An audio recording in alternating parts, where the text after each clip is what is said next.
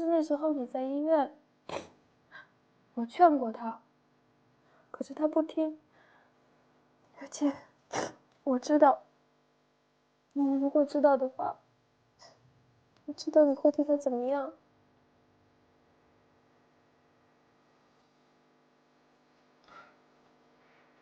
感情的東西真的很可怕。只是不管你也是个受害者。好了，你走吧。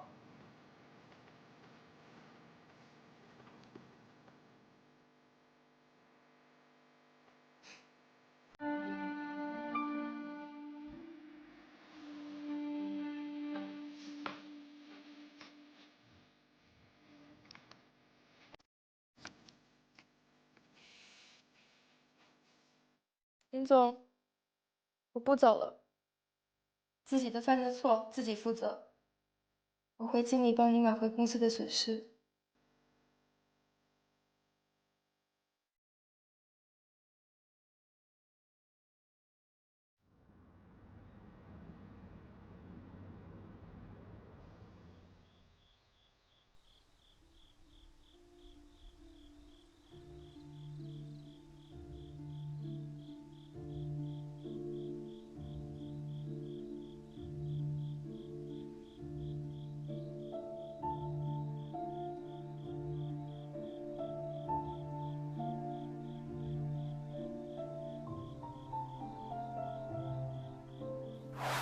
这個小伙子是傳媒大學碩士畢業，廣告學專業。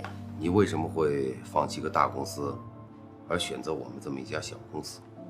林總，我都做到這兒了，這就證明了我對貴公司的信心。你對薪酬方面有什麼要求嗎？我之所以想換個新環境，主要目的就是想找一個新的發展。只要公司能給我足夠的施展自己的機會，薪水方面不是問題。對薪水方面沒有要求，那其他方面呢？我以前在那些大公司工作，其實